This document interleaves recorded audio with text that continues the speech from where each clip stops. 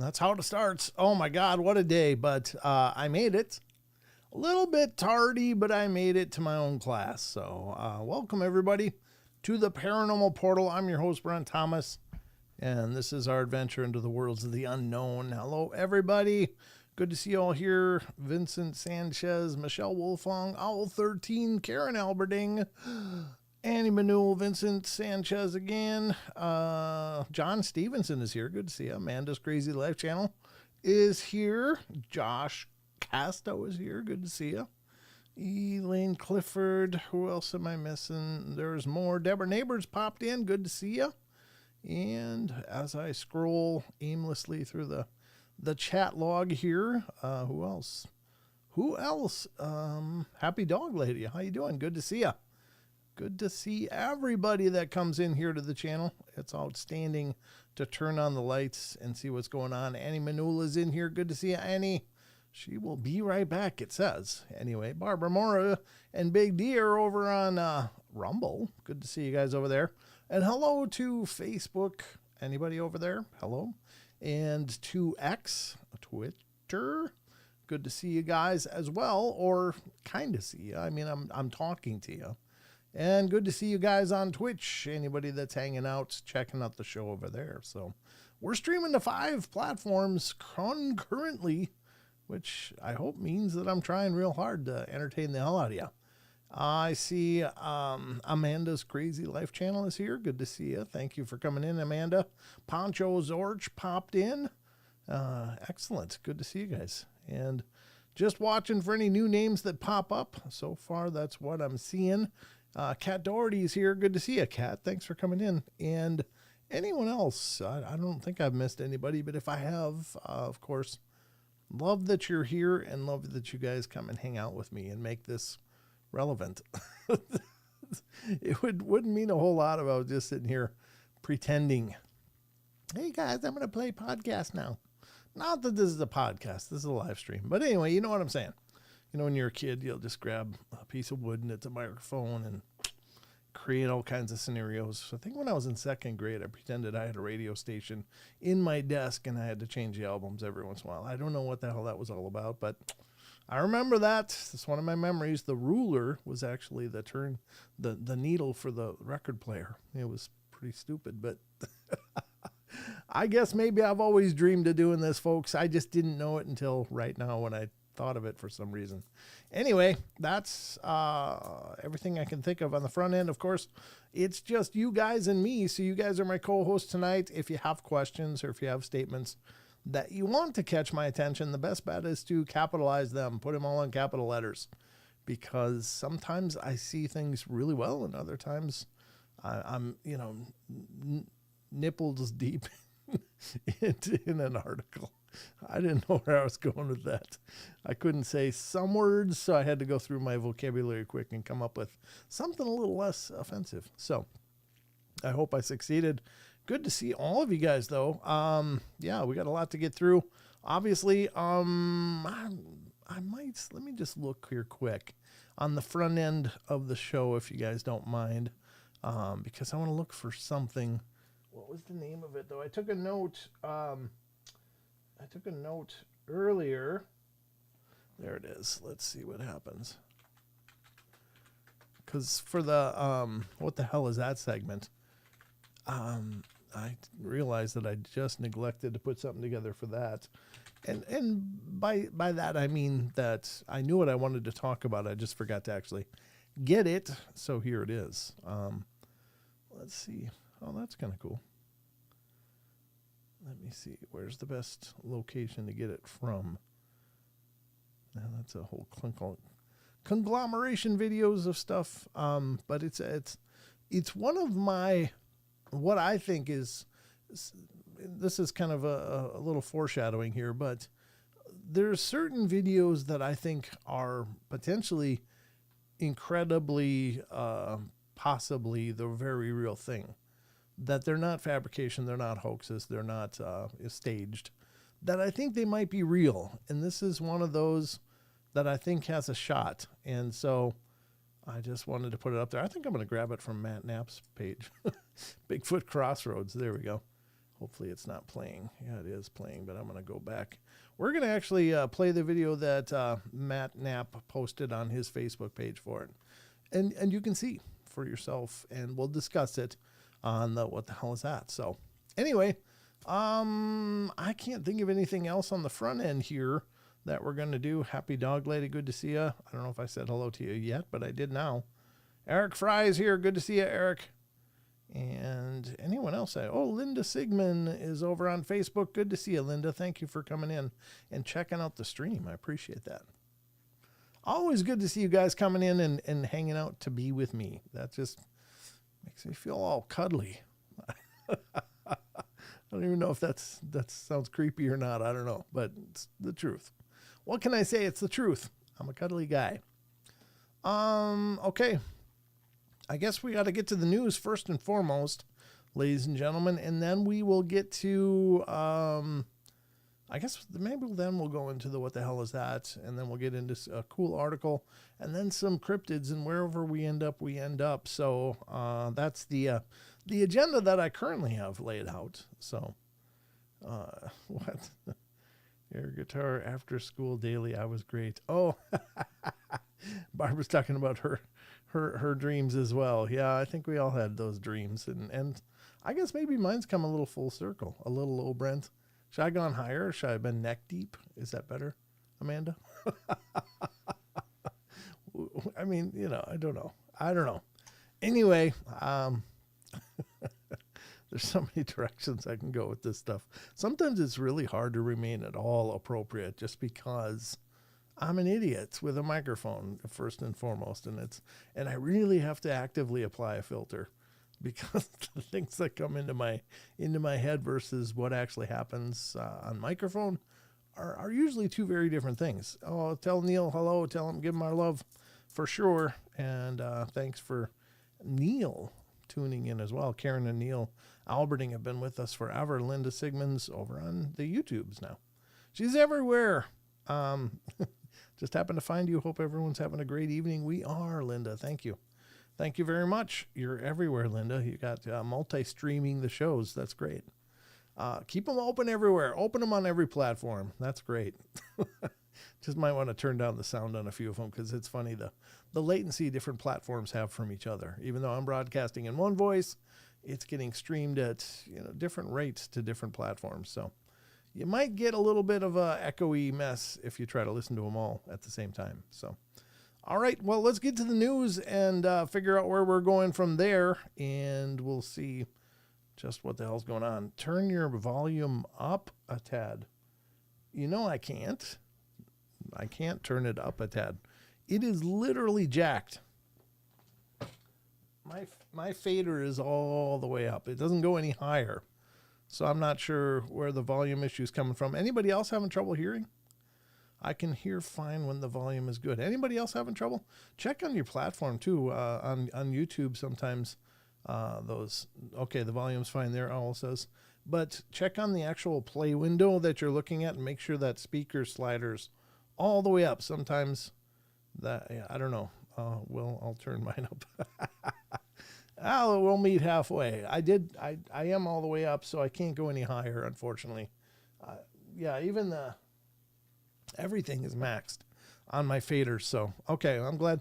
Annie Manul says it's a bit low. I don't know why.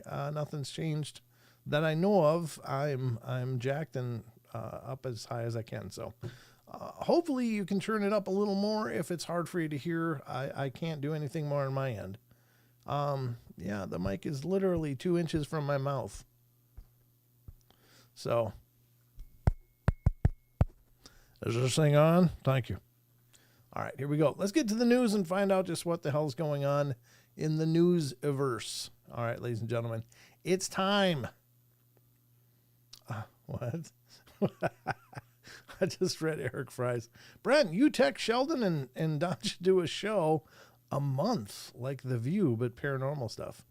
I don't even know if the bandwidth would handle that many concurrent connections. I mean, my bandwidth's good, but I'm not sure if it's that good or not. But you never know. Anything's possible. Anything's possible. All right, let's get to the news, ladies and gentlemen. It's time for the news.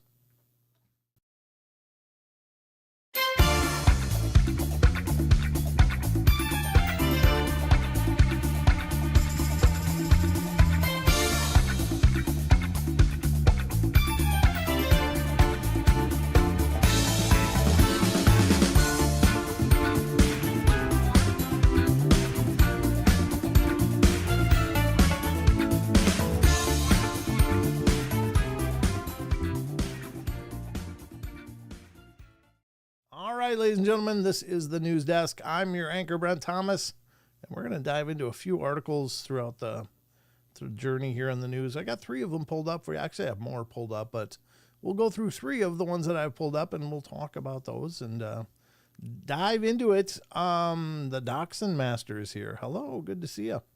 Thanks for coming in and watching the journey. That's wonderful.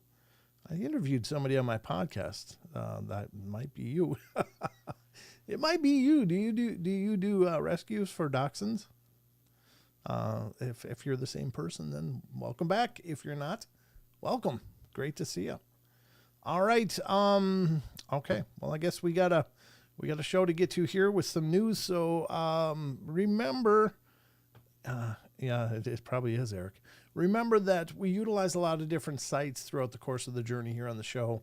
And these sites are incredibly well done. They have done an exceptional job, and that's why I like to feature them on the shows. I know I can rely on them to be consistently, excellently well done, updated, and presented in a great fashion. Like, I trust these sites, and I hope you guys will give them a whirl. Please support what they're doing because they're working hard. They're doing an incredible job. And your visits equal revenue for these sites, so please support them. And there we go. Not me, but we used to work a rescue. Oh, okay. Well, fantastic. Yeah, I did on my podcast. I did interview a lady that does a dachshund rescue. And she had some really cool ghostly experiences, potentially with one of her former pups who passed away at an old age. She thinks it still might be around. It was really a cool episode. So in a manner of promoting myself, if you go onto Spotify, iTunes, or wherever you listen to podcasts and look up the Paranormal Portal, I think it was maybe the end of season 5, maybe beginning of season 6, but I'm not sure exactly. I don't remember the title of the episode because I've got hundreds of them out there. But yeah, if you check it out, it might be a really fascinating article for episode for you because it deals with, of course, dachshunds as well. So yeah, please do. I appreciate it. All right. Well, let's get to the first news article tonight. I got to actually open that browser window, don't I? Where is, isn't the ghost? I got the ghost radar working, but why isn't it on screen? I thought I had it over here. I guess oh yeah, there it is. It should be there. But it ain't. All right. I don't know where it is. Something's up with my ghost radar, at least on this screen. So I'll look into it when we get back to the rest of the show off of the news. But anyway, the first news article that we're going to be covering is coming from an incredible site that I truly love and adore. And I've been utilizing it for a long time here on the news, and that's a site called unexplained-mysteries.com. And if you've been around for a while, you've heard me talk about it, but here we go. It seems pretty clear that AI is becoming a part of every part of our world.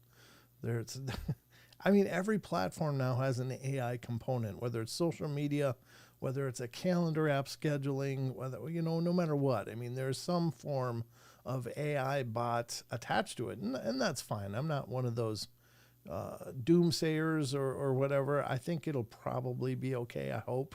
At least I'm trying to be optimistic about it. Of course, I've heard all of the nightmare stories and I've seen the Terminator, so I understand that there are concerns, but it's everywhere.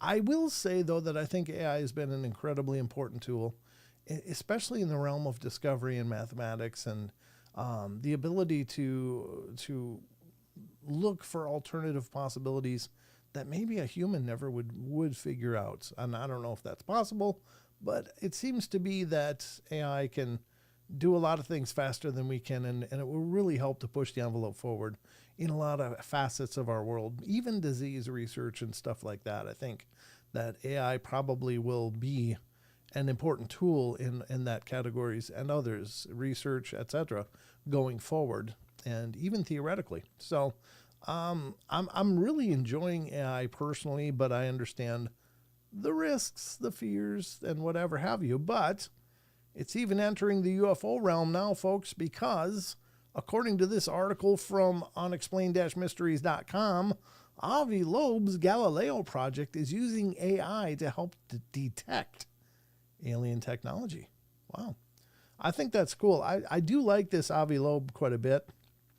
I think it's really cool that he's willing to make the statements that he's made. He's willing to make the possible claims, or at least put out that possibility I mean, he's a Harvard academic, and yet he's willing to talk about the idea of extraterrestrial life and extraterrestrial visits and so on and so forth. And that in and of itself is a huge milestone, because not a lot of people in his sphere of expertise would even dream of it.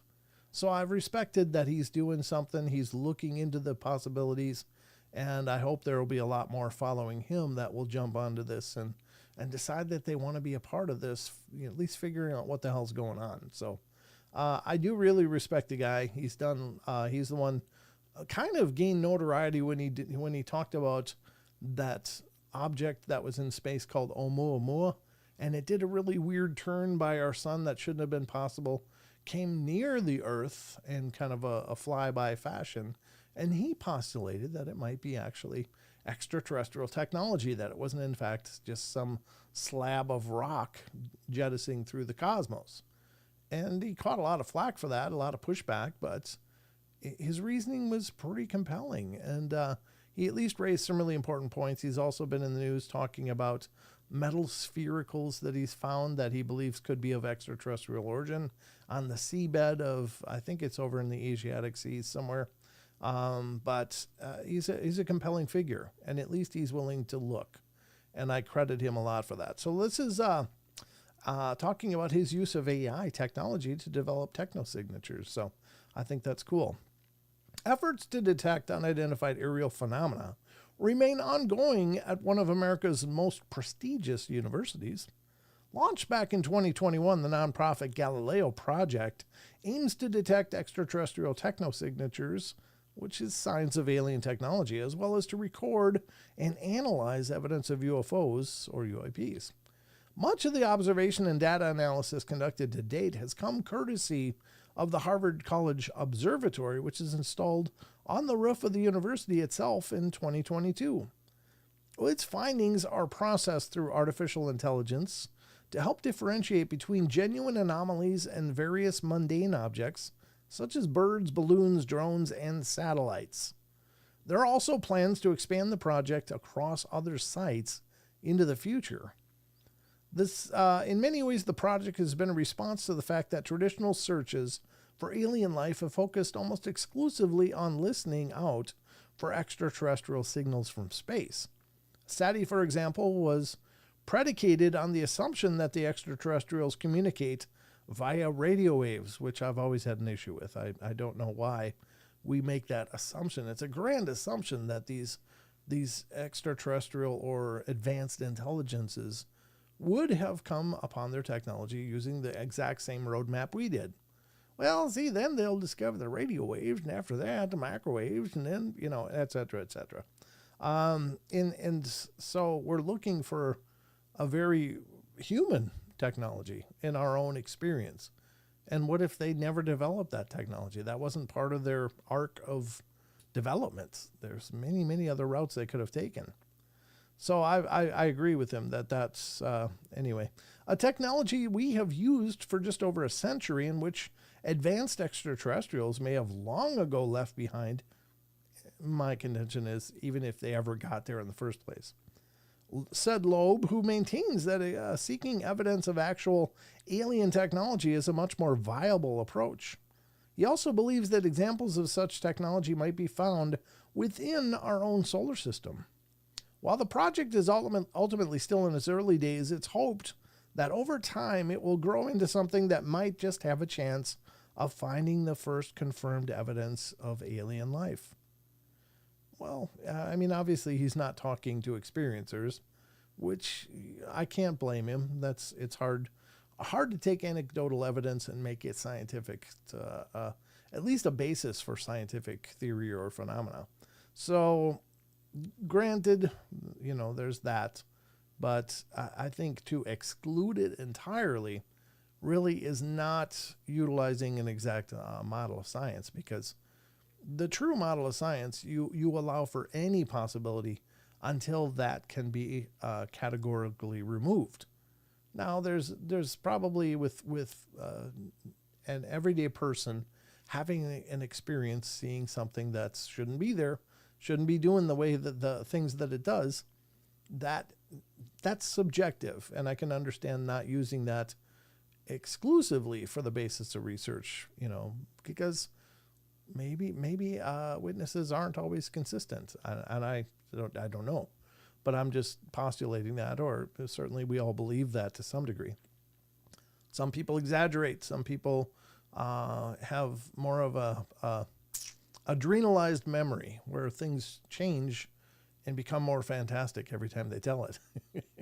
And whether that's a fabrication or just an exaggeration, it's hard to say, but I can understand that. But to discard all of that, I think as well is kind of foolish, though, because people are seeing something, they're experiencing things that aren't supposed to be there according to traditional thinking. So, and again, my thing about, and this isn't all about me, but this is my take, and I got the microphone so you get to hear it. My thing is that you may not be able to rely solely on anecdotal evidence, but to dismiss it outright, I think is a bad idea, because when things are observed, when they're seen, and they've seen how these things are moving, what are they doing, we stand a lot to the opportunity to learn a lot just listening to what people saw, because it may give a trained listener an idea of a way to look for them. And that's my case with Bigfoot. It's like, the old FBI profiler looking for the serial killer. Well, he puts together behavioral patterns and comes up with ideas and theories of where to look and how to find the person. And it's much the same with the cryptids. If we listen to the experiencers, what did they see? What did they observe?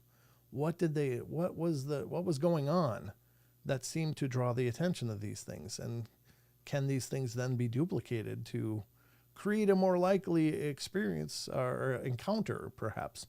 So just some thoughts. But I do like Avi Loeb, and I wish him the best, and I hope he finds something really good, because I think the public, the last I heard, the public is, maybe this is an exaggeration, but I think if I heard this right, or if I'm remembering right, the public assessment of whether or not there's extraterrestrial life has gone up by up to 60% of the population. So it's like more people are willing to entertain the idea that there's intelligent life out there, or at least other life out there. And that's a good place to start. And it sounds like people are generally moving towards at least entertaining the idea or accepting the possibility. So I think that's encouraging. So that's the first article tonight. But there's more. There's always more. And we're going to get to the more right now, because it's coming from the UFO phenomena of unexplained-mysteries.com. This is UFO. Let me do this first. There we go. Get that off there. UFO collides with U.S. jet fighter, cracks canopy over Arizona. Well, it collided and...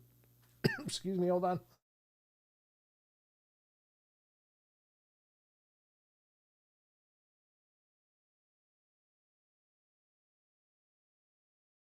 Sorry, just had a sudden hairball.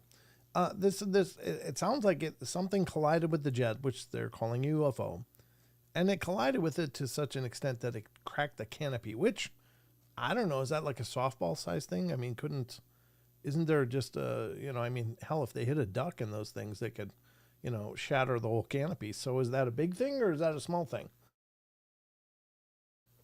And I don't know. Hey, Jason Finch, good to see you. So let's see what this article says. Oh, man. God, I hate that when I got a cough and then my eyes start watering. Sorry about that. The spring has sprung, and so has all the pollens and stuff. An F-16 Viper fighter jet was reportedly struck by an unknown object while flying over the U.S. state. And again, this is Arizona. According to the Federal Aviation Administration, the incident, which occurred on January 19th, 2023, involved an F-16 Viper fighter jet being struck by an unidentified object over Arizona. This is 2023, so it's not that long ago, but I'm surprised we hadn't heard anything about it until now, unless you guys have, and I missed that boat. The aircraft had been flying in restricted airspace over Gila Bend at the time. The object itself described as an orange-white UAS. And they say uncrewed aerial system. Oh, great. We got more acronyms. Struck the rear of the plane's canopy, causing the glass to crack, and fortunately there were no reported injuries. Furthermore, at least 3 other reports of unknown objects were also made in the area, which encompasses the Air Force's Barry Goldwater Range near the Arizona-Mexico border. The incident is just one of 22 cases involving U.S. fighter jet pilots encountering or colliding with unknown objects over the state in less than a year. Wow. That's crazy. Okay. I didn't hear about any of those. A recent report by the Department of Defense's All-Domain Anomaly Resolution Office, or AARO, also revealed that there have been hundreds of such incidents across the United States. Exactly what the UFO was in this particular case remains unclear, although there is some speculation that it might have been a drone operated by persons unknown. Okay, so they're taking UFO quite literally. It's just unidentified, whatever the hell it was, but it's not necessarily extraterrestrial. The findings of the official investigation into the collision continue to remain under wraps. Well, given the location of that, it wouldn't surprise me a lot if it was just something being smuggled in via drone and had an unfortunate incident clipping an F-16 somehow. But God, an F-16 is moving at several hundred miles an hour, even at cruising speeds, potentially getting up to the they can go supersonic. So they get way the hell up there in miles per hour. So it's hard to imagine a drone sneaking up on a jet like that, but I don't know. Anyway, that's news to me. It might be news to you, and it's interesting nonetheless. So that's article number 2. We've got one more to get to, and that is happening right now. And this one's kind of weird. I don't know. I'd never heard of this. It's from the Modern Mysteries files of unexplained-mysteries.com.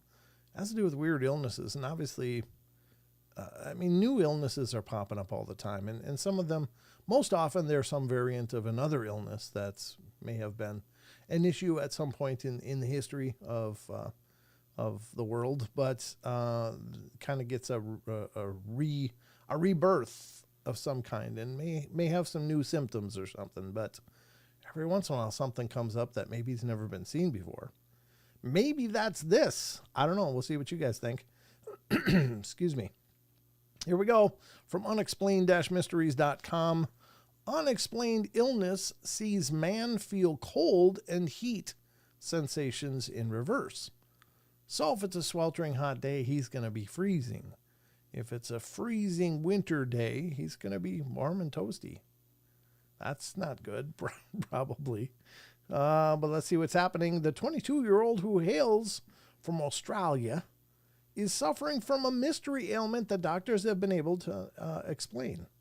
Aidan McManus, I had to be really careful how I pronounce that. McManus. I'm going to go McManus and just stay all the way from any other bad possibilities.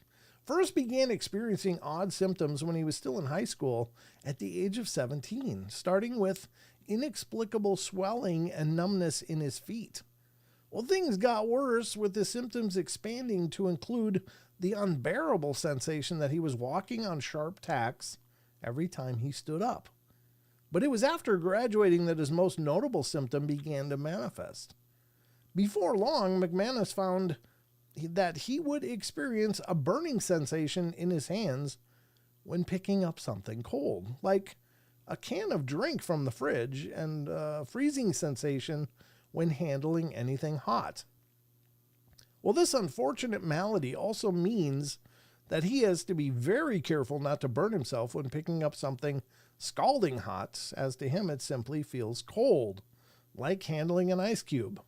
For obvious reasons, he can't cook, said his mom. He's got to be very careful. When I do give him meals, I've got to say, it's really hot or it's really cold. As things stand, doctors remain completely baffled by his condition, which is believed to be neurological in nature, and do not know how to treat it. Exactly how it will progress over the coming years remains unclear. It sounds to me, and I don't know why, believe me, I don't know why this stuff comes to me, but I'm just going to spit it out and put it out there. It sounds parasitic. It sounds like something screwing with his neurological systems and causing the signals to get all kinds of wacky. But I wouldn't be surprised if it was some weird parasite that might be a new evolution of a weird parasite. Get that boy on some ivermectin now, and fenbendazole or whatever it is.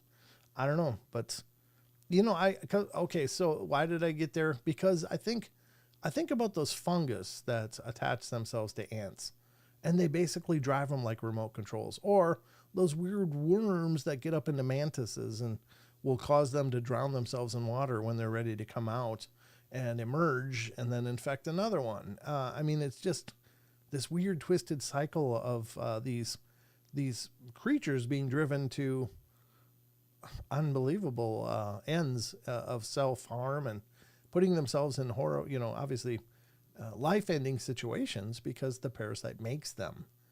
And that to me is nightmare fuel all day long. I mean, that's like really creepy stuff.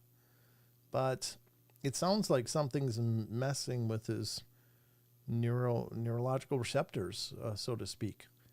And that's why I'm thinking parasite. I'm like, God, that's got to be a parasite. I don't know why. I have no idea why, but I'm just spitting it out. I'm putting it out there, so it's on tape. It's on the video. And so if I'm right, we can come back and go, hey, I was right.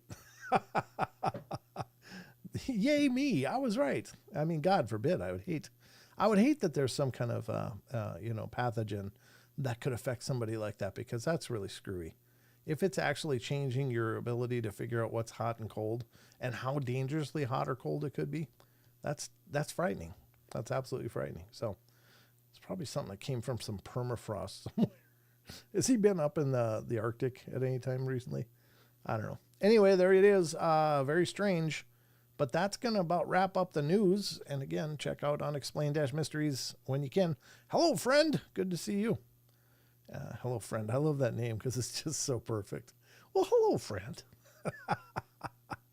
So anyway, I'm just looking at the chat. I almost started reading just randomly things, but I got to be careful about that because you guys have a lot of different conversations that sometimes have nothing to do with this show. That's fine. It's fine, but Barbara. Barbara says he's going through menopause. Oh, like that might do it. The hot flashes certainly could do it. Justin Goodearth popped in. Good to see you, brother. Thanks for coming in. He just got home, still feeding all the critters. Yeah, that's kind of why I was late today. Mrs. Portal had a sore back, so I had to feed the critters before doing the show.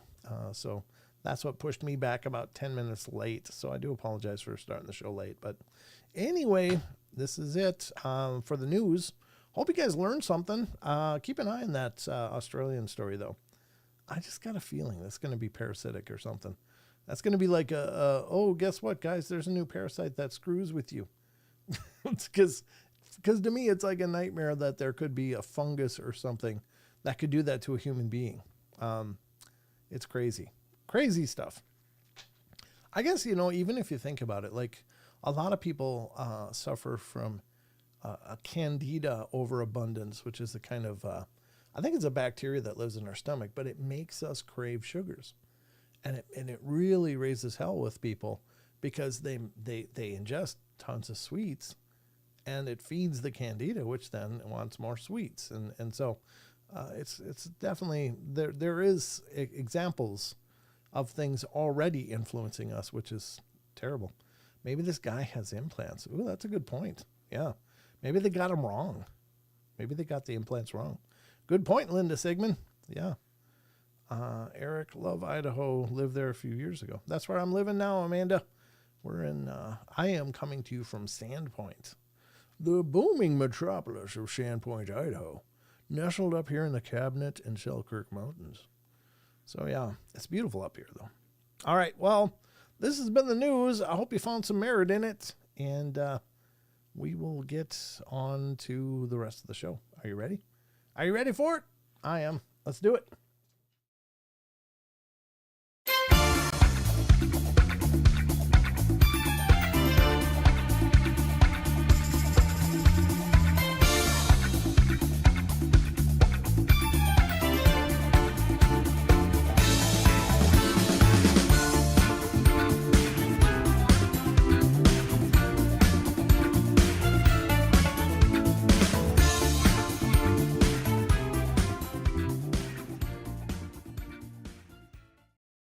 Nathan from the Quantum Show came in. Good to see you, brother. And it says, like and subscribe. God bless you, sir. Doing the Lord's work right there.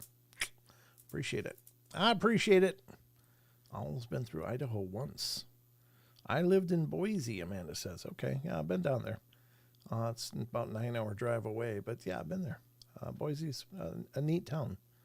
Geeky Gardens is here. Good to see you. Going to Mom's outside of Twin Falls in a week or two. Well, have a safe journey. Wonderful. The States is such a beautiful country. Yeah, it is. There's a lot of beauty in here. Bigfoot Michigan Rob popped in. Ladies and gentlemen, I'm going to be hanging out with Bigfoot Michigan Rob tomorrow morning on his show. So I hope you guys come over and hang out with us too. If you're not busy, love to have you come hang out with us. I don't know what we're doing tomorrow. Rob hasn't told me, but I'm going to be hanging out with him and tearing it up. Tearing it up, Bigfoot Michigan Rob style. Kentucky is as far north as I've been, but granddaughter lives in Massachusetts. Okay. Gotcha. Geeky Gardens. Good to see you as well.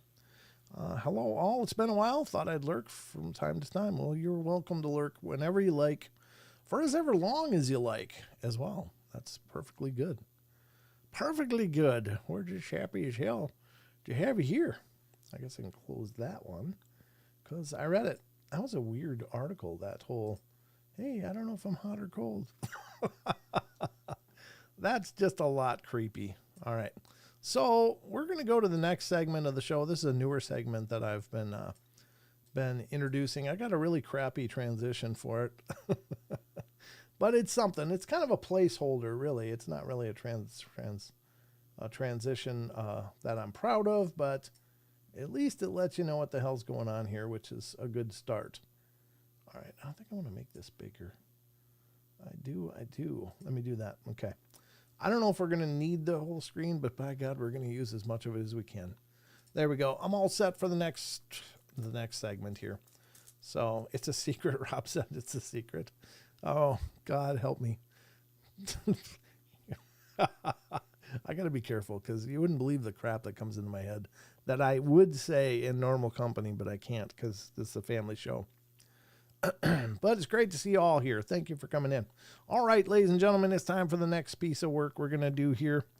And this is a new segment. I like this. I hope you guys like it. Let me know after. I've gotten good feedback on it so far, but I'm always welcome to more if you've not seen it before. Tell me, do you like it or not? Let's get to it. Here we go. This is coming from Bigfoot Crossroads, but let's get to it first. Here it is. This is the new segment. I didn't hear anything. There was supposed to be a sound file. The sound file with it said, what the hell is that? Like Arnold Schwarzenegger from The Predator, I think. Let me try it again. Yeah, it's not going to do it. Okay. Never mind. Well, we don't get the sound effect. That's okay. I don't even see it on the playlist here. Why is that? Weird. All right, but this is What the Hell Is That? It's a brand new segment we're doing here on the show. Let me do this. I got to get the chat up. Where in the hell's the chat? Everything's gone. What's going on here? Let me see. Restream. There it is. There's the chat. Now we're chatting. Okay, so this is a segment. What the hell is that? And sometimes I expose scammy stuff, talk about it with you guys, because I want you guys to have as much knowledge as I can give you to help discern what the hell's out there, because there's a lot of garbage out there. Now, that being said, there's some real gems. And there's a handful of Bigfoot videos that I am really convinced personally, and just, I don't pretend that you have to listen to me or not. This is my take, but this is one of those Bigfoot videos that I think really could be representing the actual being captured on film. People say, why aren't there any videos? Well, there is. There's Patterson Gimlin. There's the Freeman footage from Paul Freeman. And this is one of those that I think really stands up there. Not to mention the Australia Yowie Research's thermal footage out of Australia for the Yowie, and Stacy Brown's seniors footage of the thermal capture in Florida, I think is amazing as well. There's a few pieces out there that I think are pretty incredible. There's also a lot of crap. And so my goal with this segment is to show you some things that I think really stand up and might really be representing the real thing. And then there's stuff that is supposed to be the real thing, but it's absolutely trash. And I'm going to do my best to show you how I look at it and hope that it makes sense to you. All right, here we go.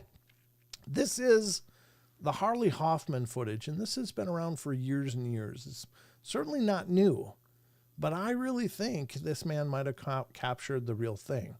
Now, this footage is hosted on Matt's site, Bigfoot Crossroads, and the footage has been around for a long time. But here we go. Let's get into it. Everything should be ready to go. This is from Facebook, if you're curious. Yeah, Amanda's Crazy Life, Rip Scott Carpenter. Yeah, I interviewed Scott on the podcast. He was a really nice guy. I didn't know him real well, but very, very nice guy. All right, let's get to this. Here it is, the Harley Hoffman footage, and we'll talk about it. And we're not hearing nothing. I'm not hearing nothing. You hearing anything? Where's the sound? Oh, there's the sound. Here we go. Let's try it again. Tell me it isn't real. Don't forget, science is It's absolutely real. I'm telling you, apply the same scientific principles that they espouse to that film and tell me it isn't real. Don't forget, science is an attitude. It's not machines. Science is an attitude of questioning. Not doubting, but questioning.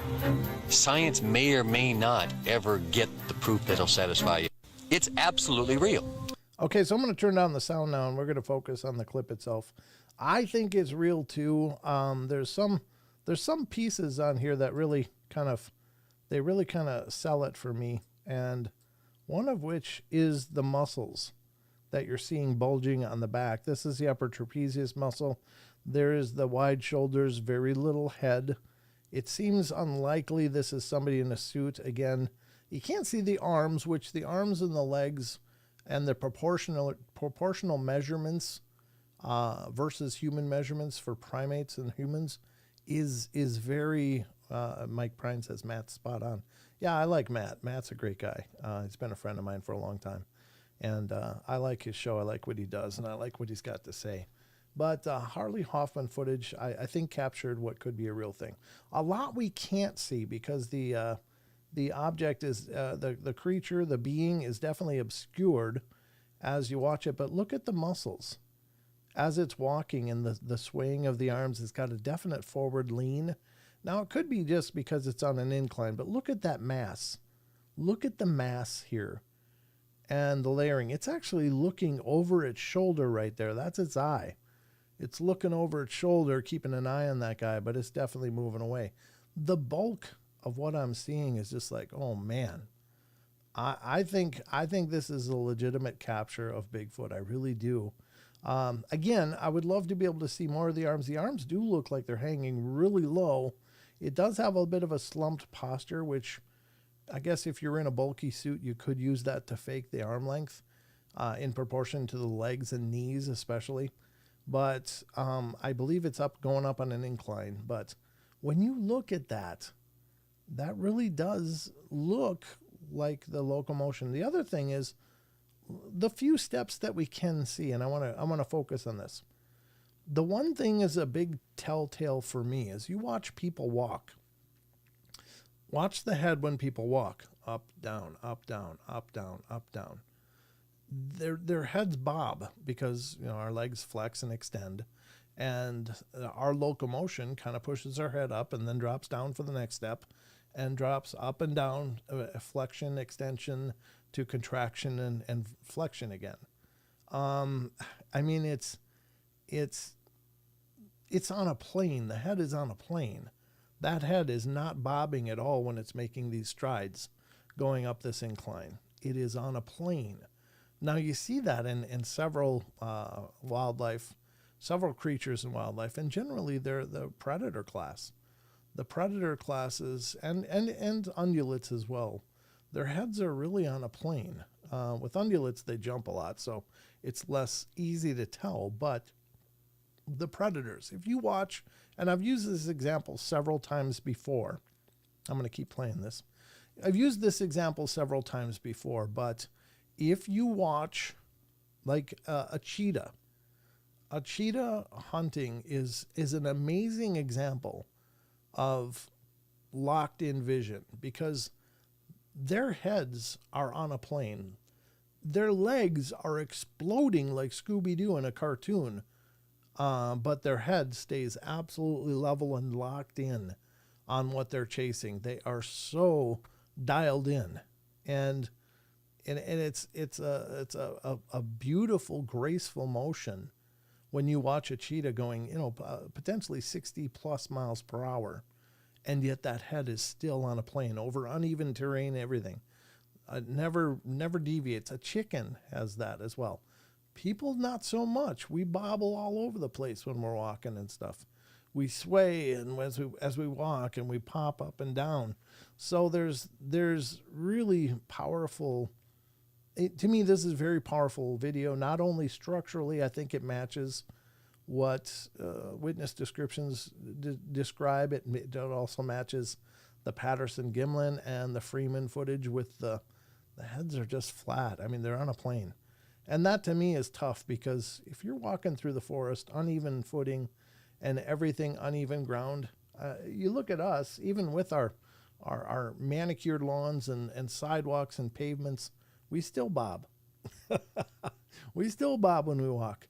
These things through this impossible tough terrain, just on a plane. And that to me is a real big sign, especially if you were in a person wearing an oversized suit and you're wearing oversized feet, the whole works, and you're trying to not lumber.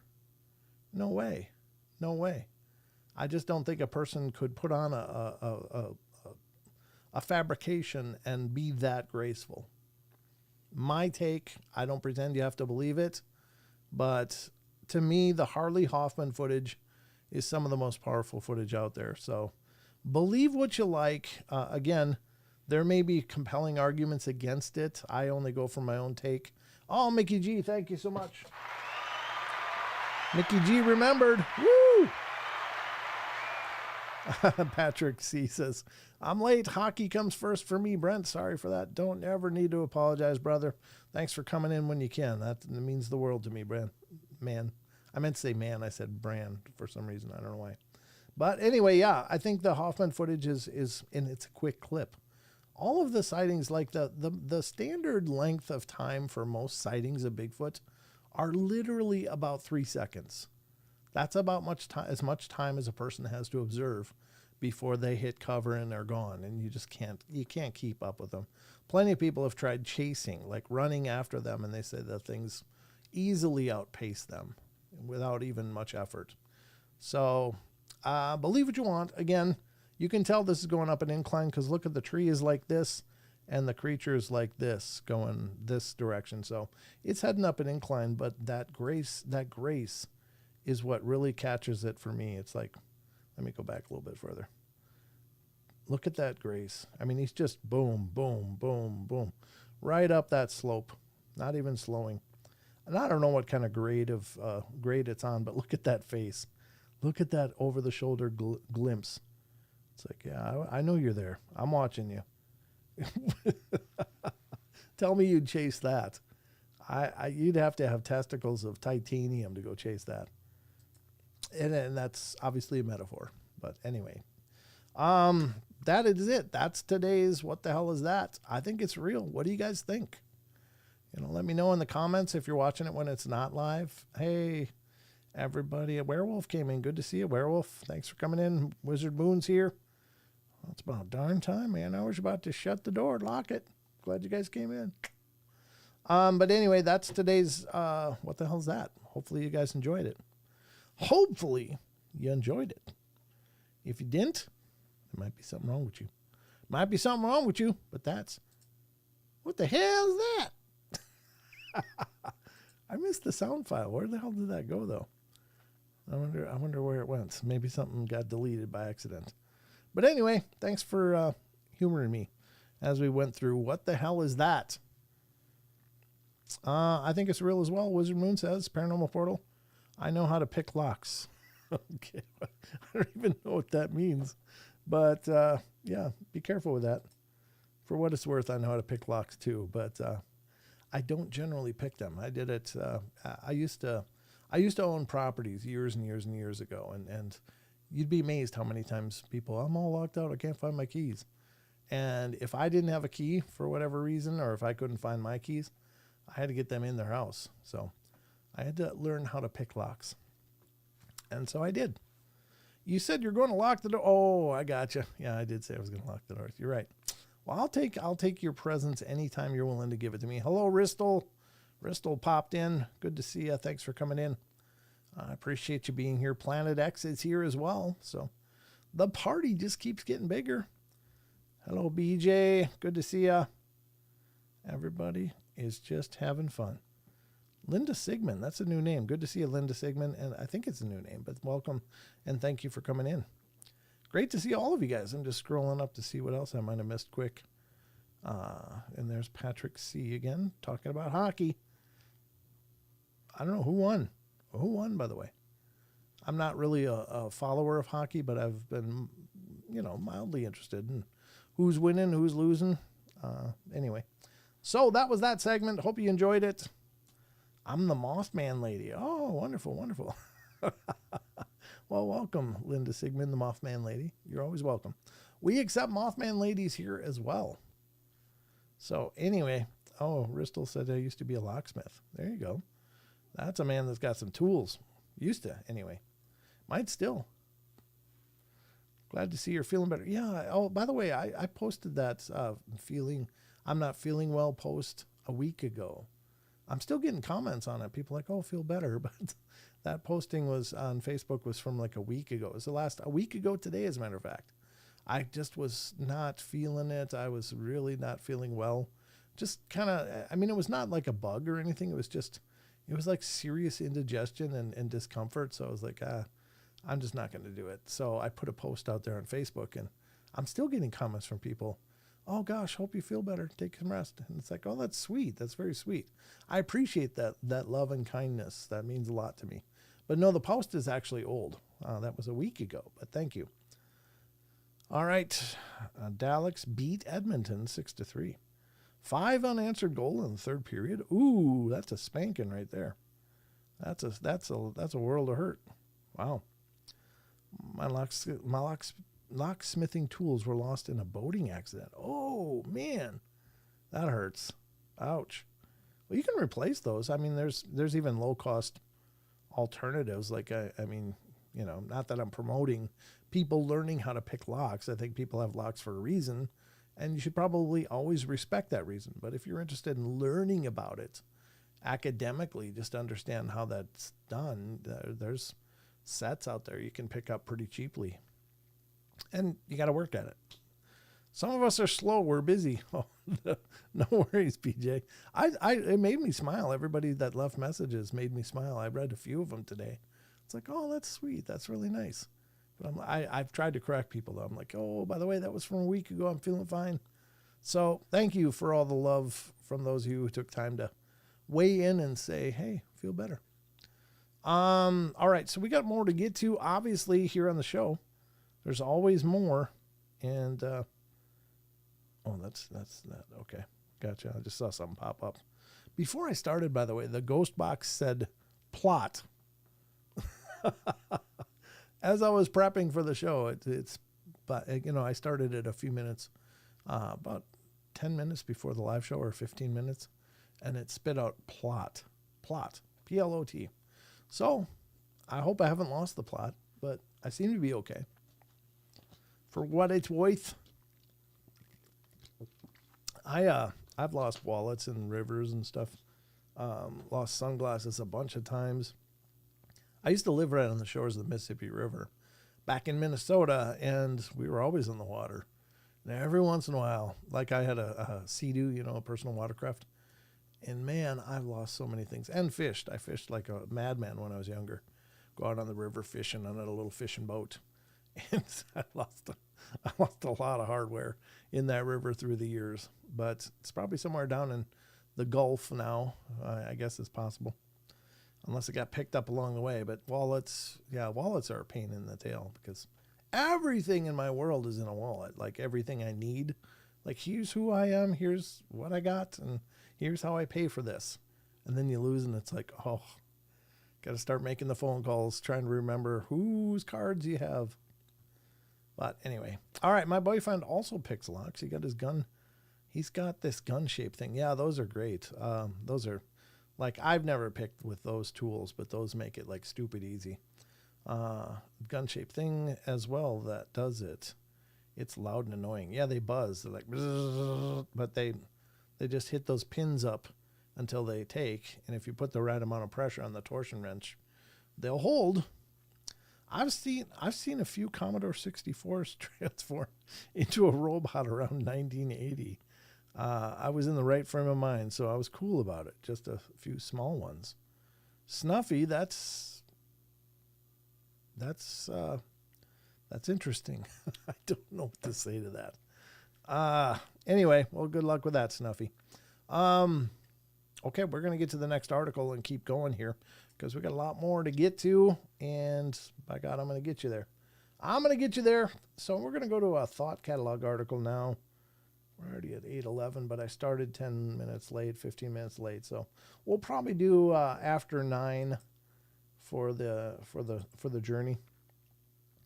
I think this would be a good one. We don't talk about these a lot, maybe too much, but we did for a while. Oh, maybe we should do this one, though. I got a couple thought catalog articles that are really exciting to me. Did I read all of this one? I thought I did. Didn't I? Maybe I didn't. I must have read a different one. Oh, no, I did. Okay, well, I think I'll do this one on Friday night when Sheldon's here. Okay, sorry, I'm just having a little personal conference here with myself. All right, we're going to do a stories of shadow people. Now, if any of you are into hunting, experiencing ghost hunts or talking about hauntings, most of you, I'm sure, have heard of shadow people. And shadow people, they have there's a varied opinion about shadow people. There's several ideas about what they are, and what they are, we don't really know, but it doesn't sound like in a lot of cases that they were necessarily ever a human being as we understand it. They could be something more transdimensional. It's hard to say, but generally speaking, they've got a pretty bad rap in the paranormal communities. People talk about shadow people. It's like, oh, you got those. You can't get rid of them. You got to move. You got to get out of there. Nobody should live in that place anymore, because they kind of are treated like an infestation. Worse than roaches, oftentimes. Like, I remember Amy Allen on the Dead Files would talk about shadow people. It's like, yeah, you can't get rid of them. If they're there, they're always there. Well, there's a different take on shadow people, which I think is also important to consider. And it's the Cherokee take. I was watching somebody actually sent me the link of the file of Coast to Coast when Art Bell interviewed this gentleman who's a shaman.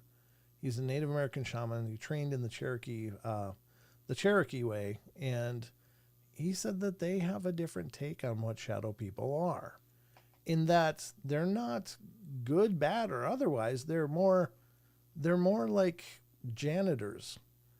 And his take on it was that shadow people are actually benevolent to have around, because what they do, they are drawn to negative energy, and they will come in to places with lots of negative energy, but that their presence cleanses it over a period of time, and that they're not intrinsically evil, but they're serving a higher purpose. And I really like that description. I really hope that that's the truth. I really hope that that's what shadow people are, because it would make more sense than there just being this random, we hate people beings, and all they do is try to tear people down, like almost in a demonic fashion. So I hope that that's what they are. But, again, that's one take on it. It left when the negative guy left, so I agree. Oh, what was that? When I kicked, I got to read where you started, Linda, because you said a few things here. Linda, where's your first chat? I don't see it.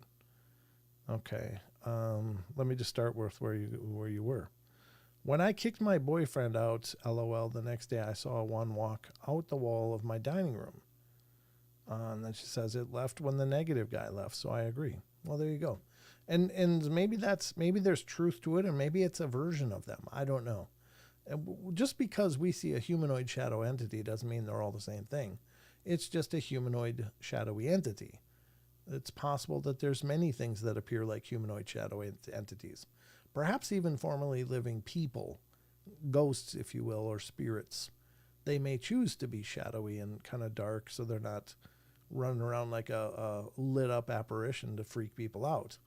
I think that happens as well, that sometimes ghosts choose to make themselves appear like darker and harder to see, because they don't want to freak people out directly. And sometimes it works.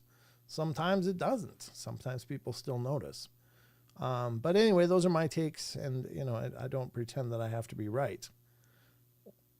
So Barbara Moore says that's an interesting take on the shadow people. Justin Goodearth says, he's talking about locking and picking and Smith and Wesson. Anyway, yeah. Over on Rumble, he says, I think they're talking about that Smith and Wesson lock pick that they lost in the boating accident. LOL. Yeah, it could be. I don't know. That's a good take, though. All right, so we're going to read about shadow people. Again, Thought Catalog's an amazing site. And this gentleman has written several stories that we've covered through the years.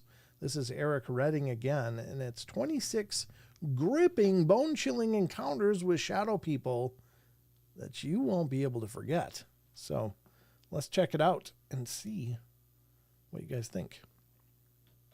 There it is.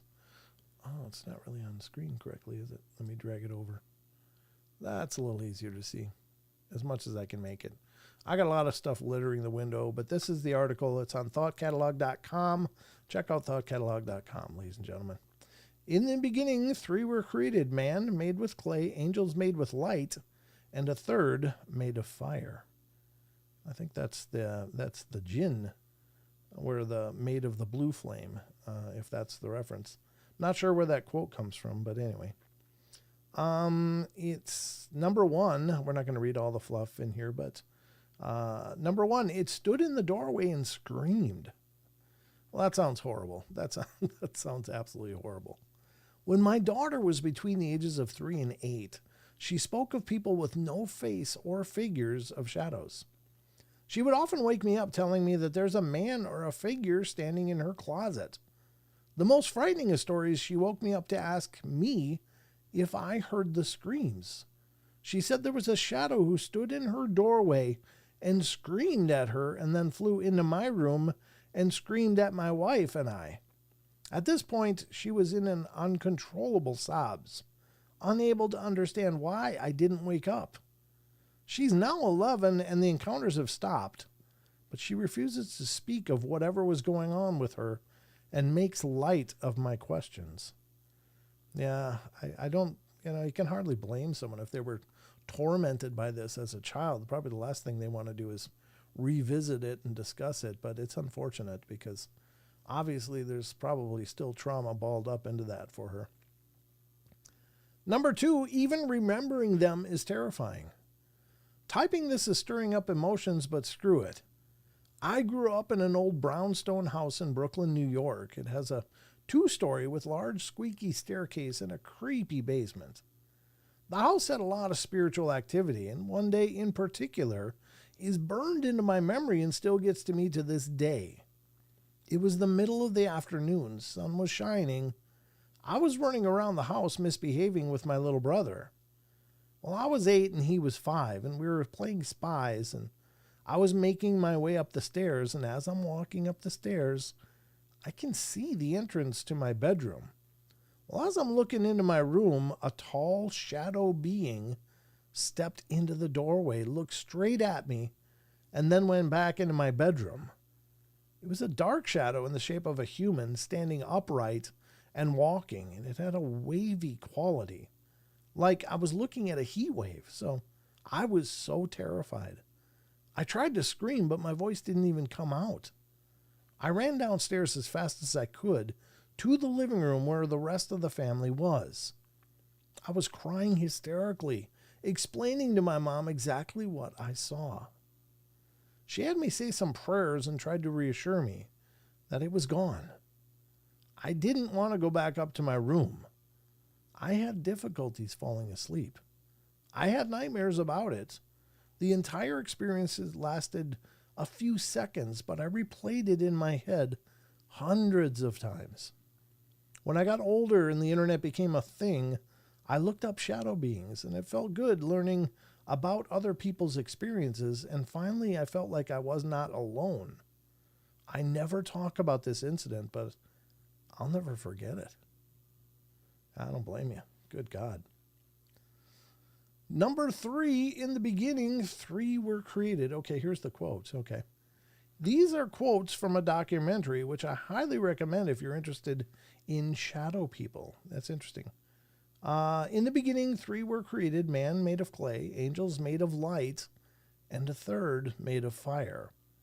In Arabic, a genie, also known as a jinn, is a supernatural creature which occupies a parallel world to that of mankind.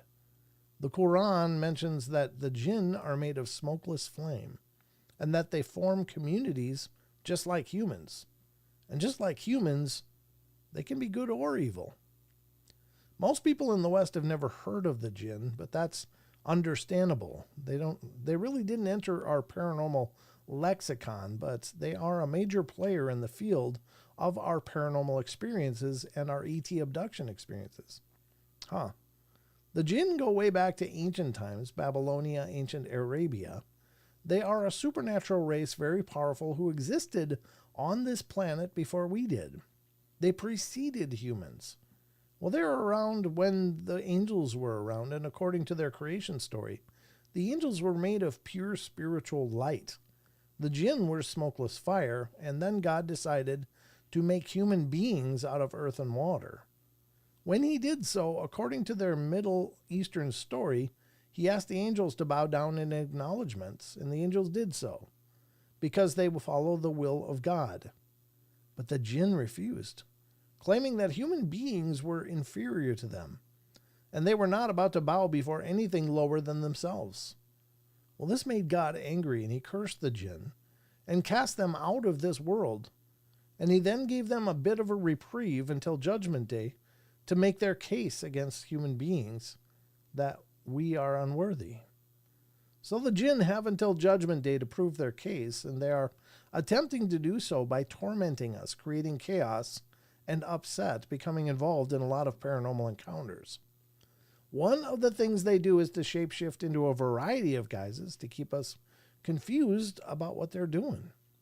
There's a faction of the jinn that have the agenda to reclaim the earth, and we find the same agenda in the abducting ETs. Well, I don't know if there are any.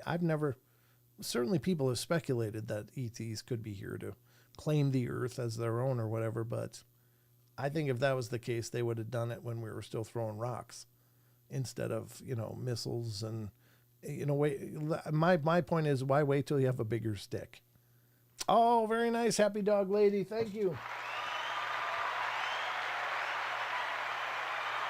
And she gifted 1 membership, and the recipient is Patrick M.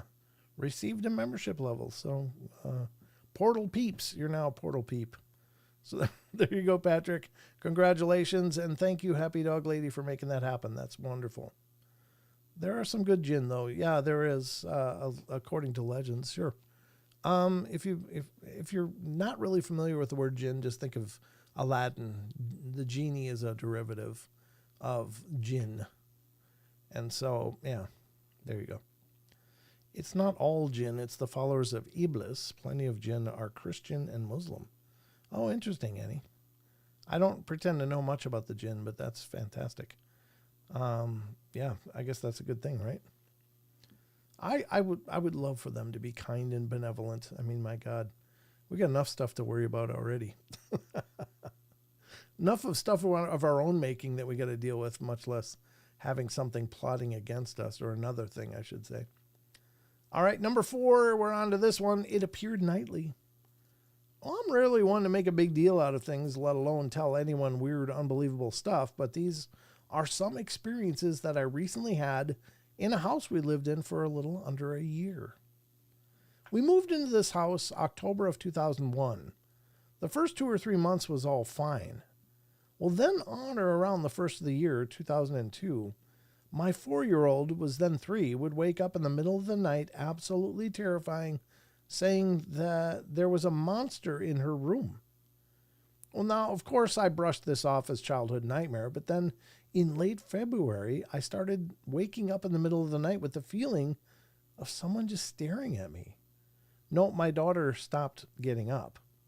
Upon looking in the general vicinity of where this feeling was coming from, I would briefly see a shadowy black and gray apparition that would be gone as soon as my eyes focused. And this would give me the chills, and then I would go to sleep.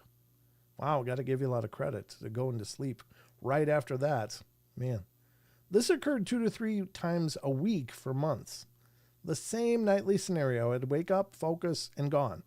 Or I'd wake up and see it and turn the TV on, and it was gone. Only once did my fiance actually see the apparition too. I think it was in June. She woke me up in the middle of the night and said she saw a faceless child standing next to her about 3 feet from her side of the bed. As soon as she looked at the face, it was gone.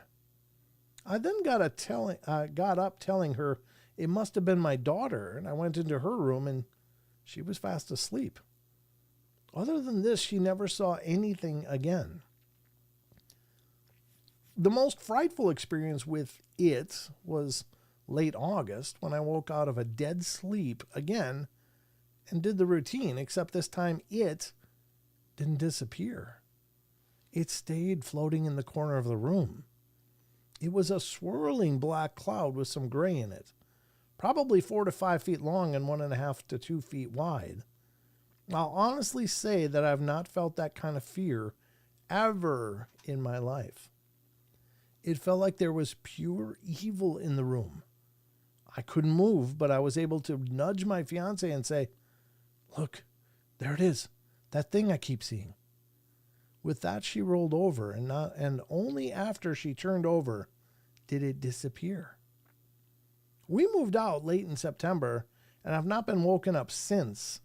I did ask a few people if the story of this house, but to no one's recollection did anyone ever meet their fate on that ground.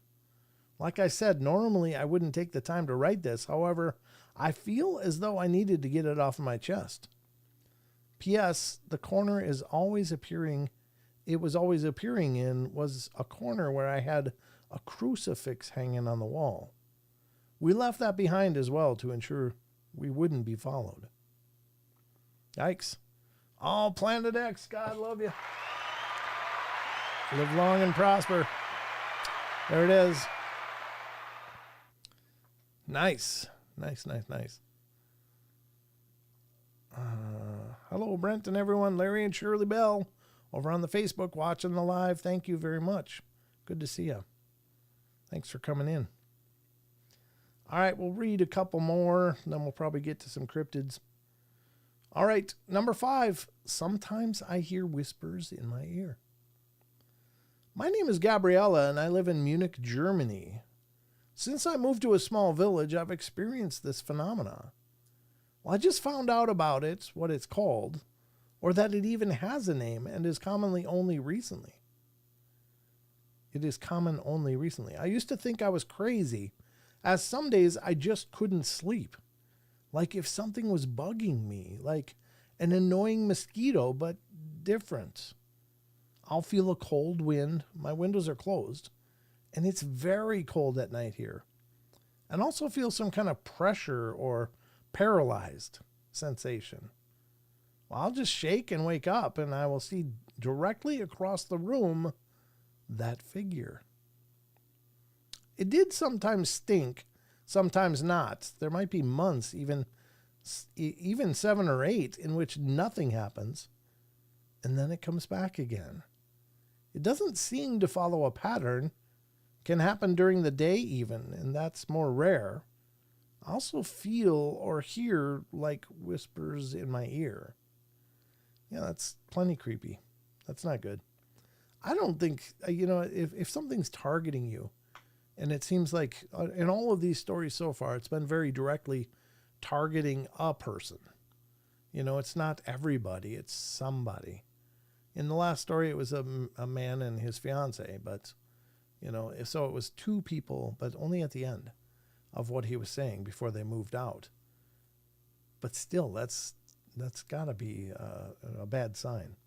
If something's giving you that much personal attention, yeah, you gotta be careful.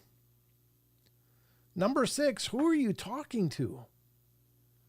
I saw what I could best describe as a shadow person when I was around 8 years old. Me and a friend always had these Star Wars battles with action figures in his basement.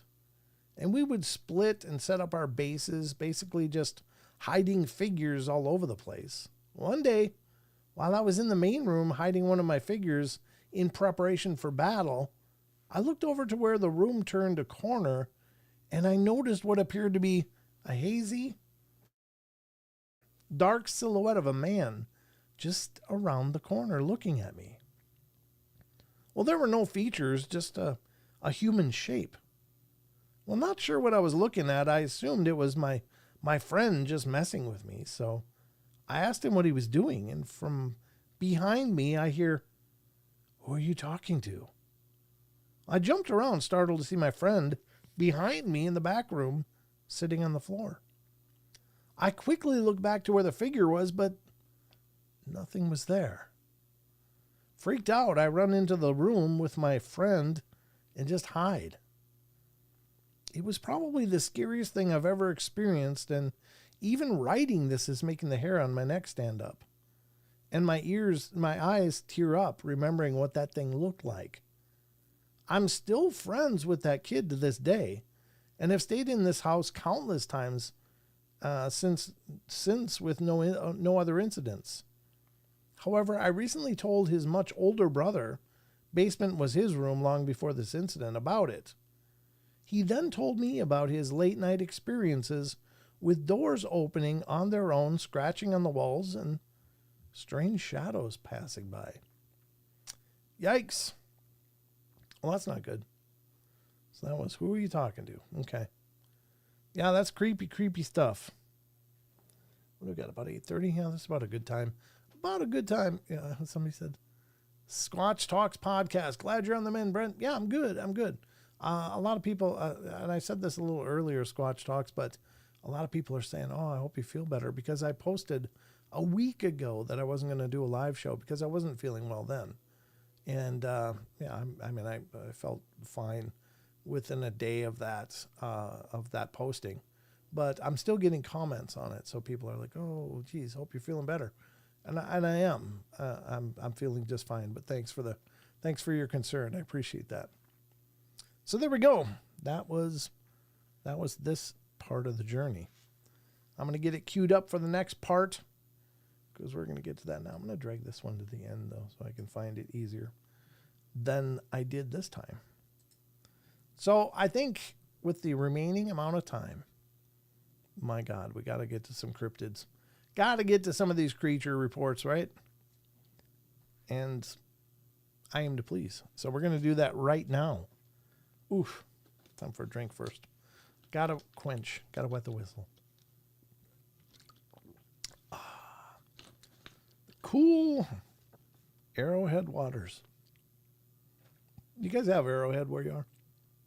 I think it's a Pacific Northwest brand, but I don't know. It's another Nestle brand. Like every water company is pretty much Nestle. I think they own most of the water in the world now. Something like that. It's pretty crazy. But it's supposed to be pure mountain spring water, so I live in the mountains. Figured, why not? All right, well, let's get to the next portion of our journey, and this is time for the cryptids, folks. So let's do that. Here it is, Cryptid Corner.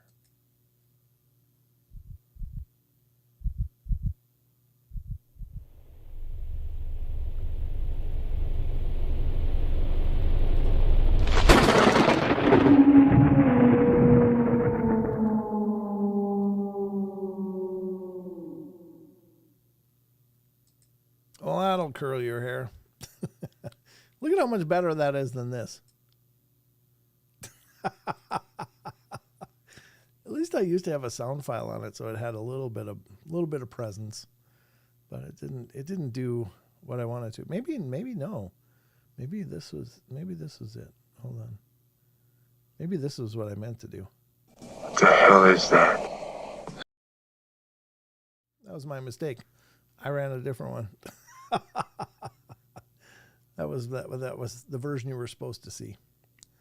But I forgot and ran the one that I was trying to build prior to that. So nothing really on the ghost box. It's been pretty quiet. The only thing it did was just before launch of the show, it spit out the word plot. P-L-O-T, plot. So I don't know. Snuffy, you are just in a different place, dude. What the hell? I don't know. Yeah, I guess it's good for the...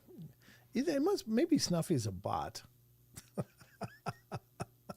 Maybe Snuffy's a bot, but I guess it's probably good because it shows even more interaction with the live show. But it's kind of weird. Bristol, Paul and I are good friends, but I'm still nervous. I'm not even going to look at chat. That will make it worse. What? That's me trying to jump into something. All right, well, let's get to it. It's time for the cryptids. We're going to start the journey on Sasquatch Chronicles, ladies and gentlemen. What's that? Nikki Smith reacted to. Oh, she liked the post for joining me for tonight's show. Okay, thank you, Nikki Smith. All right, here we go. This is Sasquatch Chronicles blog. This is Wes Germer's site, obviously. I think pretty much all of you have heard of Sasquatch Chronicles, but if you haven't, please check it out. Wes is doing an amazing job. He's really kind of set the pace for all of us that are doing podcasts. He's the GOAT. He's the GOAT. So, but if you're not catching SasquatchChronicles.com, you're missing a big portion of what Wes is doing, and this is a great post. He's got a blog over there on that, SasquatchChronicles.com. And the blog, he oftentimes posts listener emails, things people are sending to him. Sometimes those turn into shows, sometimes they don't. But they are phenomenal encounters. Not all of them are Hollywood level stuff, but they are really fascinating. And it gives every personal experience, I think, stands to teach us something. Stands to teach us about this phenomena. So pretty cool stuff. All right, here we go. May 16th is the date of this one, which is literally 5 days ago. Something standing upright. A listener writes, I'm just going to start from the weird encounter, then into the sightings that I had. In 2014, my wife and I were visiting her parents in Brookings, Oregon. Brookings is a pretty rural area on the southern coast of Oregon, on the border of California near the Redwoods, and being from Southern California, It was simply beautiful. My father-in-law wanted to take us up to Winchuck River to a place called the Lundlum House. It's an open cabin that you can camp at. This cabin is 11 miles upriver from the 101 where we were driving. Up, you veer left on the Wheeler Creek Road from Winchuck River Road, and this road turns into dirt and gravel, and while we're driving up, a red SUV came flying down the road back towards Winchuck River Road.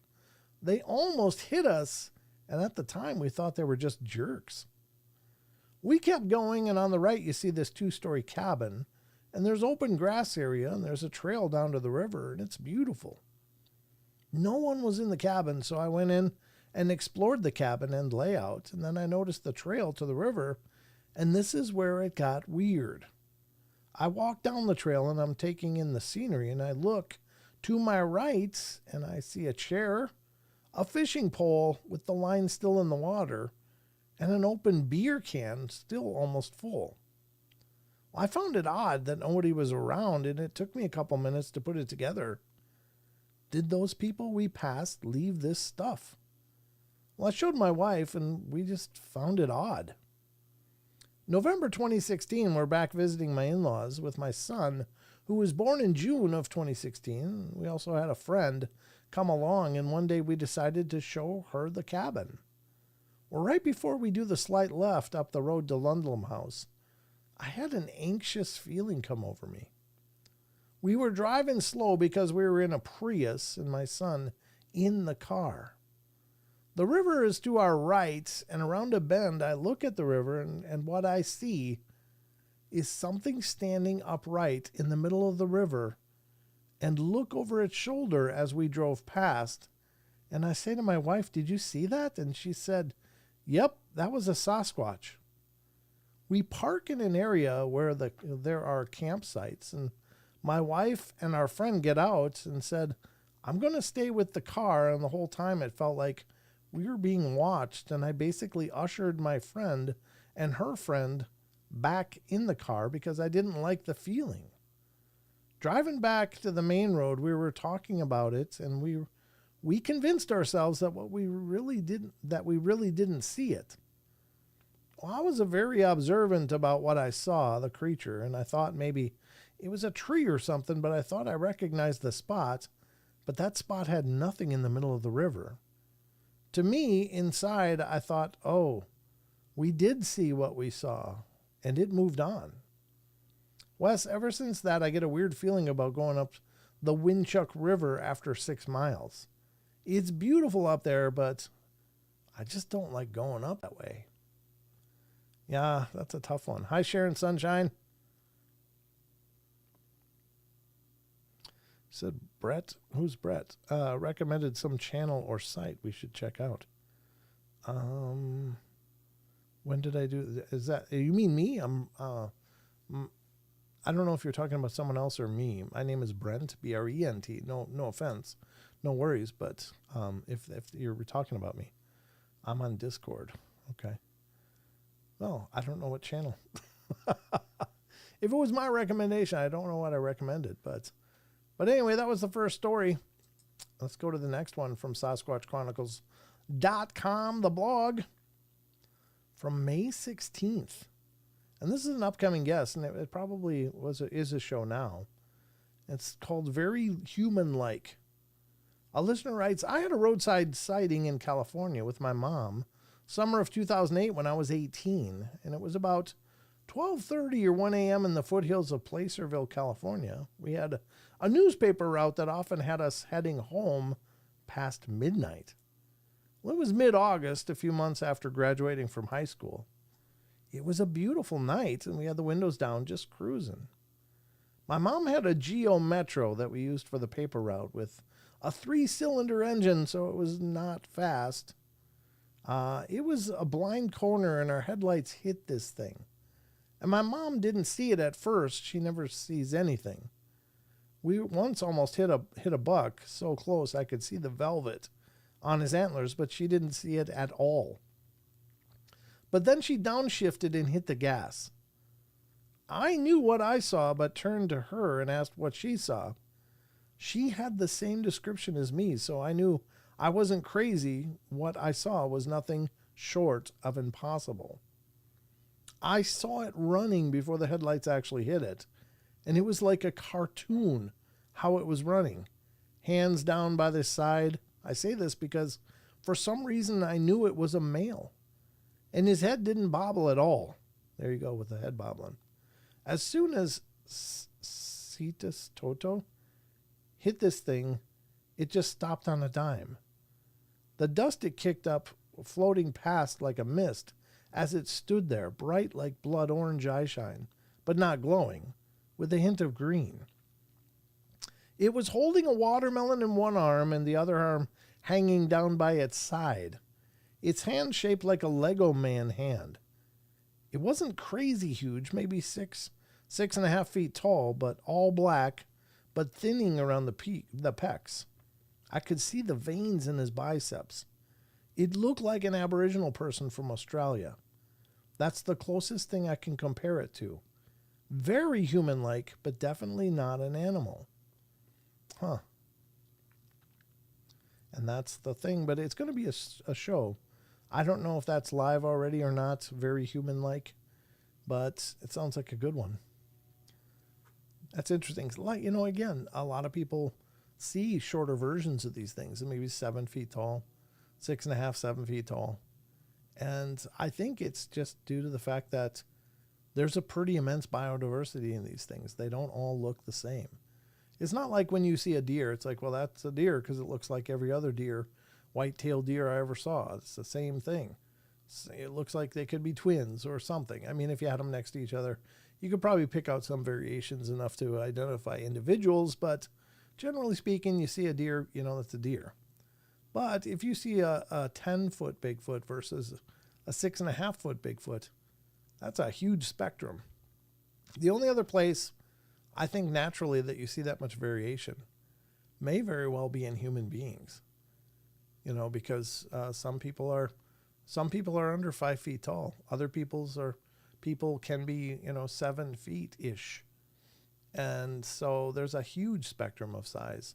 Then you have physical features, hair, thinning, bald, full, etc., and then colors, and then, there's so many opportunities for biological differences in between one to another for human beings. And maybe it's the same for Bigfoot. Maybe they have the same kind of biodiversity that we do. Just thoughts, but maybe.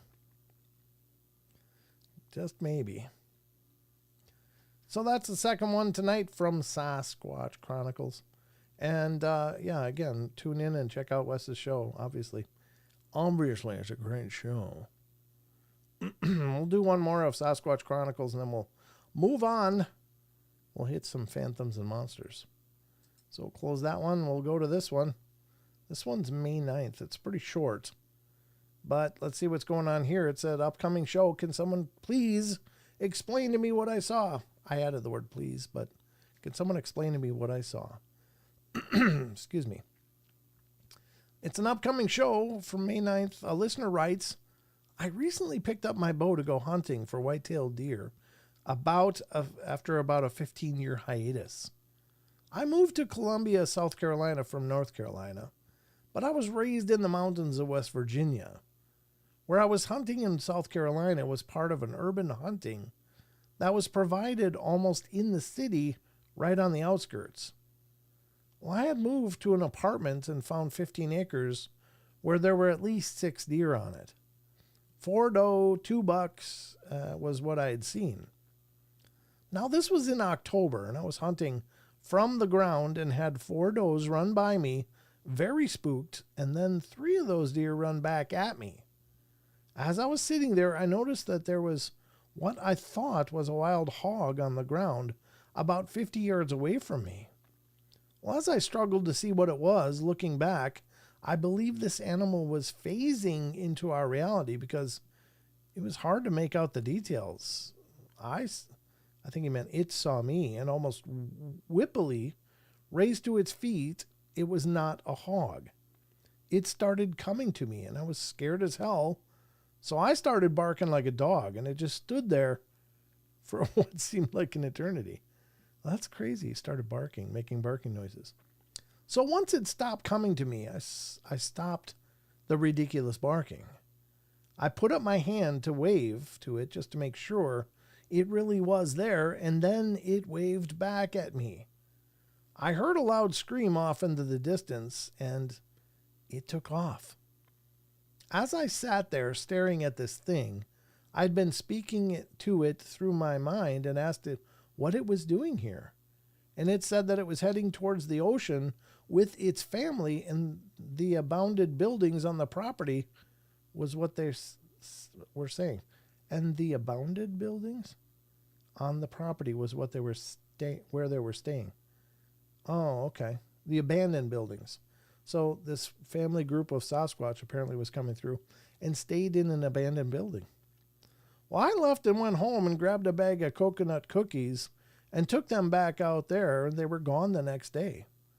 I don't know what I saw, but I think it was a Bigfoot. I can only assume that the 4 that ran by me was being herded to a waiting compadre, and that's why only 3 came back to me.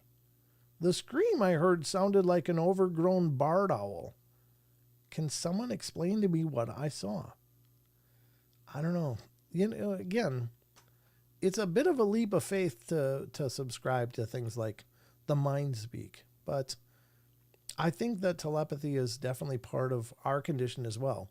We're just really tuned out of it, but I think animals probably utilize a simpler form of telepathy, probably more of a profound empathy, but they can tell when people are, what people are about. Animals are incredible judges of character, and it's got to be just a vibe that they get, So that's kind of a non-verbal communication and maybe an energetic communication. So is it possible that these things could have the ability to speak with us through mind speak? I guess it's possible. I mean, what do I know? I keep an open mind to it. I personally like the idea, to be honest with you, because you got to believe there'd be a language barrier there if you tried to do it in conventional speaking, right? Would they understand words? Maybe, but maybe not. Maybe they've been around us enough to actually, gather some vocabulary and be able to speak, and perhaps that's the case. But if not, then maybe it's more telepathic. They don't have to speak. They don't have to learn the language because they can just tell you in a nonverbal, mental kind of way what's going on. Very interesting. I don't know. I like that story. I really do. I think it's fascinating. It's a unique story, but elements of that story are not unique at all. Mind speak's been talked about for decades. It's, again, it's a tough one to get our heads around, but it's because we're coming at it from a very Western, 3-dimensional mindset. And maybe telepathy is just part of our birthright. We just kind of have lost it in our world of overstimulation. Maybe we've numbed it, but they can still communicate with us that way. Did it say where it was? This story was Supernatural Station. This story was South Carolina, I guess. Yeah. I was hunting in South Carolina as part of an urban hunting program. So it's from South Carolina. So some East Coast squatching going on there. But very cool. Yeah, they're everywhere. That's the other part. When I first started learning about Bigfoot, I was like, wow, it's up in the Pacific Northwest. That's all. They don't have them in Minnesota where I lived until, I was growled at and looked into it over the years and finally figured out, wait a minute, they're everywhere. And it was actually, of all things, finding Bigfoot that really opened my eyes to the abundance of claims and reports. I never would have thought about it. I just thought it was something in the Pacific Northwest. So, yeah. Do they have a boar there? Do they have boar there? I don't know. I don't know. I think boar are kind of a problem over all the South. I don't think they're so much north yet, but maybe they are. Maybe they're migrating north more and more all the time. I don't know. I know the southern states, they pretty much hunt boar as a pastime. I don't think I don't think there's a limit on them. You hear this in those videos on Facebook of those people with those makeshift drop cages where they'll bait these families of boars coming in. There'll be like 20, 30 boars, wild boars coming in, wild pigs, and they come in and boom, they drop that cage. And those pigs just go ape crazy. I don't want to say the swear word, but you know what I mean. You know what I mean. So interesting, though. That's an interesting take. I like that story, though. I really do. I would like, I don't know. I would like to know more. Like, did he ever experience any kind of mind speak again? When he went back with the cookies, it didn't sound like he did. He just left the cookies, came back, and they were gone. Well, hell, that could be stray dogs coming in and eating sugar cookies. So, and by the way, I don't recommend leaving sugary things out for these things to eat because they don't really have much for dental hygiene. You know, they can't brush their teeth. Maybe they have a version of it, using a stick or twig and scrubbing. I don't know. But generally speaking, you could be introducing tooth decay, which could turn into an abscess, which could slowly kill these things. So sugary, complex foods like that, don't put them out there. Keep it simple. Meat, fruits, and veggies. All right. I guess they don't like bananas, though. For some reason, they do not like bananas. All right. Well, we're going to head over. Where are we at now? 54. Yeah, I think we're going to head over here. This is a story. I don't know if this is cryptid or not. This is one from Phantoms and Monsters. And again, this is Lon Strickler's site, a wonderful site. And by the way, on Friday nights, you can start your Friday night adventure into the paranormal Fortean worlds by going over to Phantoms and Monsters radio channel on YouTube and watch Lon's live streams. He does them on Facebook too, so you can find Lon Strickler on Facebook and friend him there. He does his streams on both YouTube and Facebook that I know of. He might be doing it to more platforms as well, but that's what I know. His show comes on at 6 p.m. Central, or 6 p.m. Pacific time, which would be 9 p.m. Eastern time. So he comes on and does a live stream for about an hour every Friday night. So the beauty of it is he wraps up at 7 p.m. Pacific time, which would be 10 p.m. Eastern. And that's when I go live.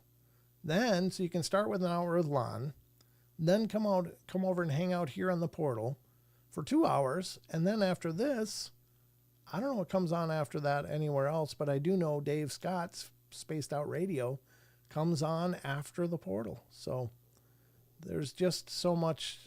It's a hell of a night run. Friday night run, a Friday night freak out fest. I don't know, whatever.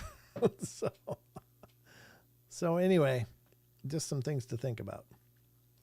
All right, so this is Lon Strickler's site, though. This is phantomsandmonsters.com. Please check this out. Learn a lot more about Lon and all that he's doing and some of the research efforts, his published works, etc. You know about the podcast, which is on YouTube and, of course, podcast platforms. But he does his live streams on YouTube and Facebook. I know that. So Friday night, 6 p.m. Pacific Standard Time, 9 p.m. Eastern on YouTube or Facebook. Look for Lon Strickler on Facebook or Phantoms and Monsters Radio on YouTube. I'm sure he'd appreciate you showing up either place. And then come hang out with me in the portal on Friday night. Sheldon should be here as well. All right, we're going to go to this article from April 22nd. Let me in. They're going to get me. God, that sounds horrifying already. I heard a knock at the back door and I was like, well, that's odd. That never happens. And I said, who is it? It was my nephew, Eric. And he said in a hurried voice, hey, Ellen, it's me. Let me in. I received the following account. I want to share a paranormal experience that I had about 15 years ago. And again, I don't know if this is cryptid or what, but it sounded like a cryptid story. So that's why I'm reading it now. Might not be, though. So don't be too disappointed. It'll be good either way. About 15 years ago, I've had paranormal experiences all my life, but this one in particular creeped me out. I was living with my parents at the time, and I was about 16 or 17, somewhere around there. And we were living in a duplex house. One night, my parents decided to go for a drive, and it was just me, my sister, and her then boyfriend, and my nephew, Eric. Well, he was older. He was older than me. Don't ask. My parents were weird. Anyway, see, the thing about my nephew Eric was that he was always kind of a little odd, a little strange, and somewhat of a klepto, and I couldn't prove that. So anyway, one night I was in my room trying to go to sleep. I started dozing off and I heard a knock at my door. My room had 2 doors, one that leads into the house and one that leads into the backyard, which is cool when I used to sneak out. Well, anyway, so I heard a knock at the back door and I was like, well, that's odd. That never happens. And I said, who is it? And it was my nephew, Eric. He said in a hurried voice, hey, Alan, it's me. Let me in. I said, no, Eric. You know you're not supposed to be coming into my room. Go away. And he said, like, no, man, let me in. Let me in. They're going to get me. Let me in. You have to let me in. I said, dude, just go to the front door. I'll unlock it. Come in. So I wake up kind of pissed because I was trying to sleep. And I go out to the front and I see my parents driving up and I said, hey guys, Mom and Dad, did you guys see Eric? He was out here trying to bug me in my room, and after I said specifically that I don't want him in my room. You guys need to talk to him. My dad said, Alan, you're still asleep. Go back to sleep. And said, nah, I'm wide awake now because Eric woke me up. He said, Alan, it's Eric. Eric is sleeping in the living room. And that's where he was when we left. I ran inside really quickly, went into the living room, and I found him asleep on the couch. I said, Eric, were you just knocking on my back door? He said, no, man, I'm asleep. Well, that tripped me out. If that wasn't enough to creep me out, a week later, my mom and I were out front. She's watering her plants, and I'm just kind of hanging with her, and we see a lady with like flowers and candles and stuff by the corner of our house near the street, and we see her laying stuff there. Now my mom's like, let's go see what she's doing. So my mom asked the girl in Spanish, like, hey, what's up? Can I help you? And the lady said in English, oh, hi, I'm sorry. I didn't mean to disturb you guys. I'm just putting something here for my boyfriend. I lost him here 10 years ago, and I'm just paying respect. My mom's like, if you don't mind me asking, what happened? Well, they used to live in the same duplex at that time. They got into a nasty fight, and she and her boyfriend, and she kicked him out of the house. And when she was trying to take a shower, he came knocking at the back door saying, let me in. They're going to get me. Let me in. And she told him, no, get out of here. Get out of here. You know, you're not allowed in this house anymore. He said, let me in, Sarah. And she said, no, go away.